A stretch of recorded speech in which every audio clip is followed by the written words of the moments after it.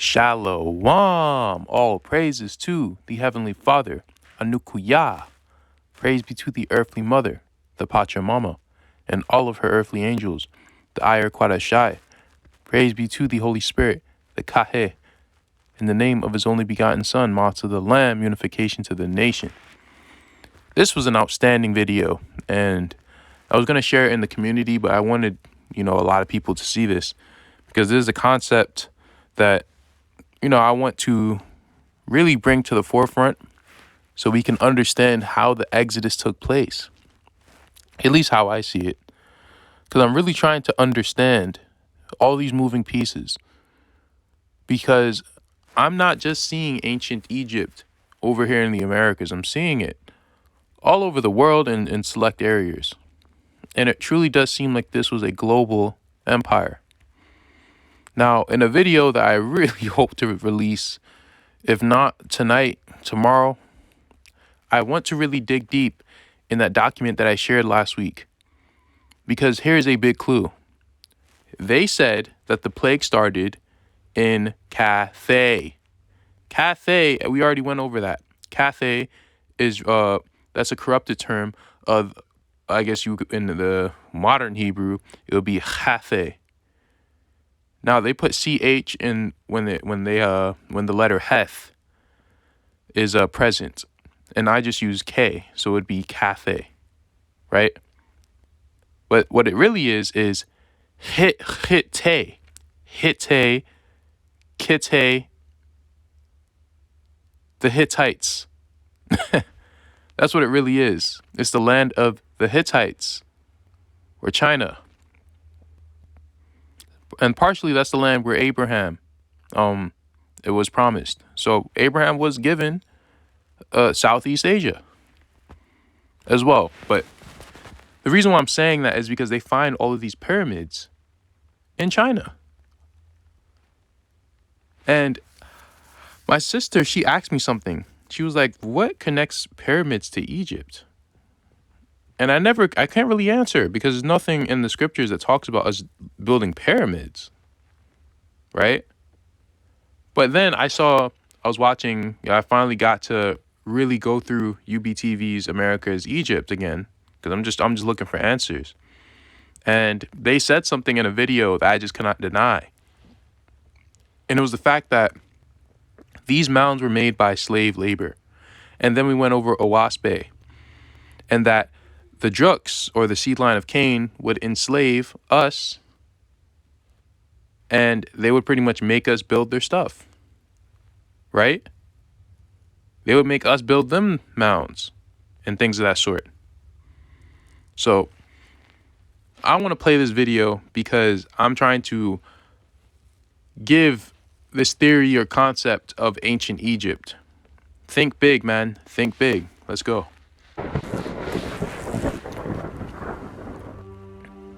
Throughout our time researching ancient antiquities, we have stumbled across many anomalies, which, to this day, the questions we have raised regarding these sites have yet to be satisfactorily answered by anyone. How did ancient, seemingly post-cataclysmic civilizations accomplish such feats of ancient engineering? Not only are there countless ancient structures found on nearly every continent on Earth that are beyond modern capabilities, but the way in which they were liberated from the quarries and bedrock in which they were sourced, often many miles away, remains a burning question. Furthermore, the clues to these now lost techniques, the knowledge and indeed tools used to create these monstrous megaliths, the fingerprints of these now long forgotten activities still remain all over the hard granites once selected and used.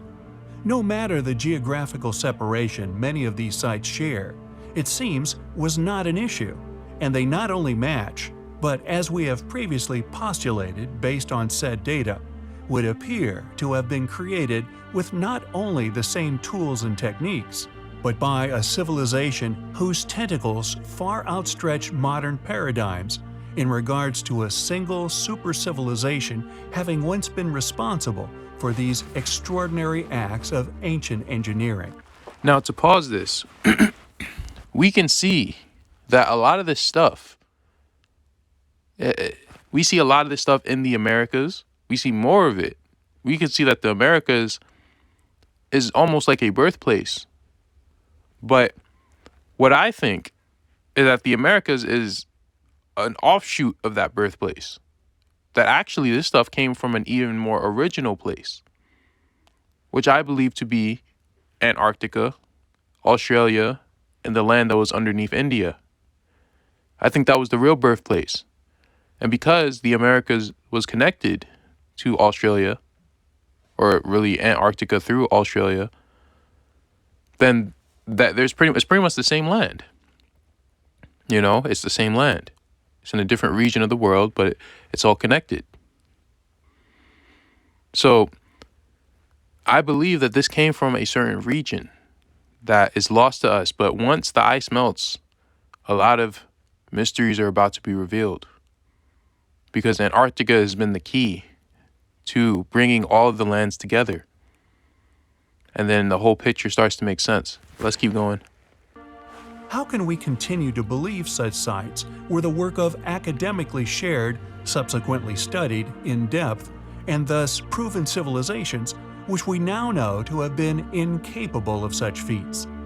The unfinished obelisk of Aswan, the megaliths of Yangshan Quarry, the polygonal, astonishing feats of the mountaintop temples of Peru, and so on, all share the same scars upon the weather-resistant rocks used in said structures.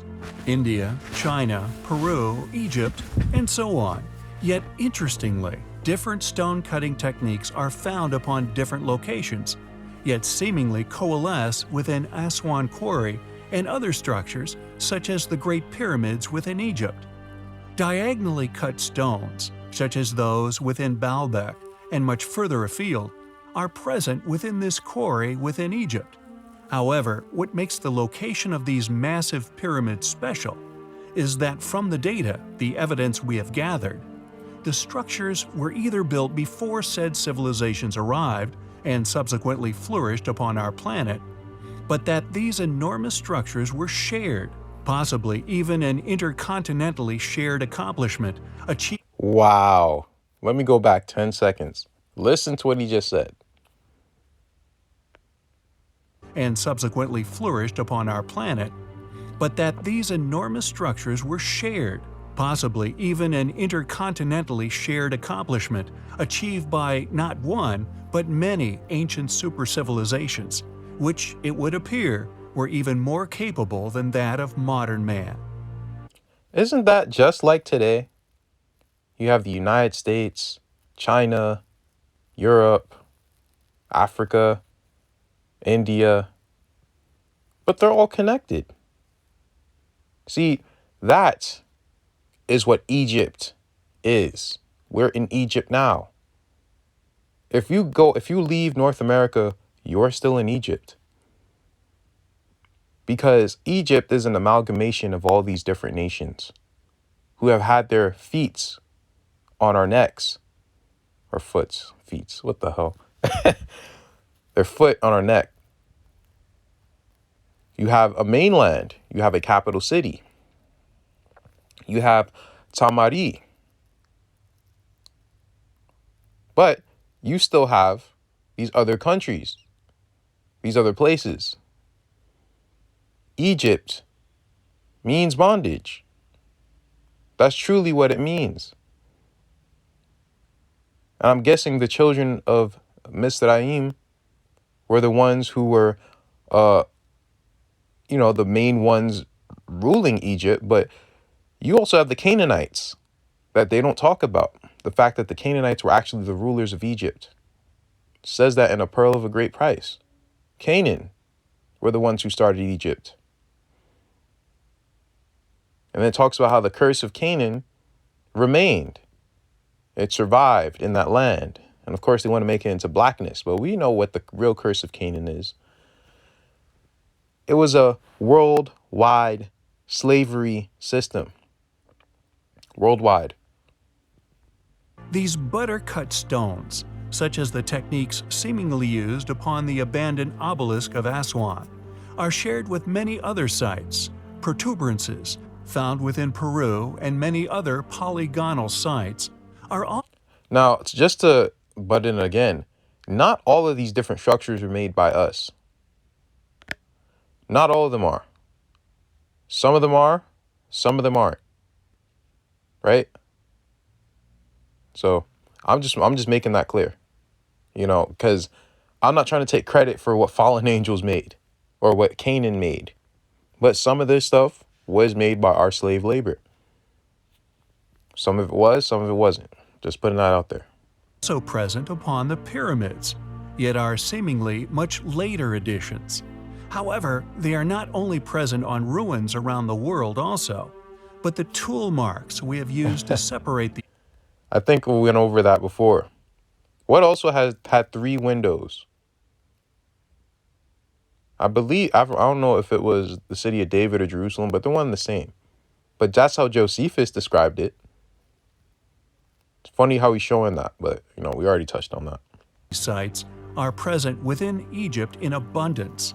The only other place we have witnessed such shared anomalies is Bosda Caves in Turkey, used by us to not only identify these techniques, but to pinpoint which lost civilization were where, and thanks to the pyramids, it would seem when. They not only share these marks, which are present all over structures across the world, but are only utilized in their fullest upon these 2 sites, so far discovered, only shared at these particular sites and nowhere else found so far. However, interestingly, Baalbek seems to also share protuberances with other polygonal sites, but also possesses curious semicircular, crescent-shaped tool marks across its biggest megaliths, as if a less accomplished tool than that used, we would postulate later, after these techniques were mastered, as found within Aswan, Sacsayhuaman, and many other, apparently more advanced ruins found elsewhere on Earth. Who were these ancient people? How did they accomplish such astonishing feats of ancient engineering? We not only find the pursuit of answers to such questions incredibly important to the development of our knowledge in regard to our origins, but There are 2 different Masons on this earth. There are there's Canaan and the fallen angels, and there's us. The Sarcenes, the Saracens, the builders. Right? Mando, thank you for coming. What? It's not it. Hold on. The effort for the state to acquire this property. Out under. Little Egypt. It was in the 1920s that Warren K. Moorhead, an archaeologist, came here to help the effort for the state to acquire this property. He did this by excavating in the mounds, some places between the mounds, to find objects, pottery, worked shell, flint work that would demonstrate that these mounds were not only lived upon by Indians, but they were built by Indians, and that these were man-made, these were artificial. In the case of Monk's Mound, it was almost a magic mountain. Monk's Mound is the largest prehistoric earthwork in the entire Western Hemisphere. Its base covers over 14 acres. It stands 100 feet high and has several terraces. Excavations have revealed that there was a huge building at the top. This construction was over 104 feet long and about 48 feet wide. A room at the top where the paramount ruler would have lived and governed his community, as well as being the setting for ritual and ceremonial activities. We estimate that there's at least 22 million cubic feet of earth in Monk's Mound. And someone has figured out this would be over 14.5 million basket loads of dirt that were probably carried on the Indians' backs, load after load. So tremendous expenditure of human labor, time, and material to construct this mound. But it wasn't all done at once. It was done in a series of stages. And from Wow. Wow. Come on, man. That's literally what the scriptures speaks on.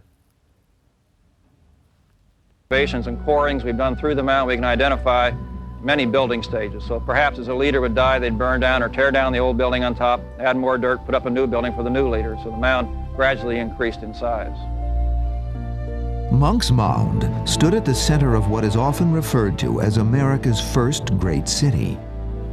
Archaeological data indicates that the site came into existence around 800 AD and flourished. Yeah, okay. But point being, man, Egypt was the whole world. You don't just find pyramids, you know, in one spot.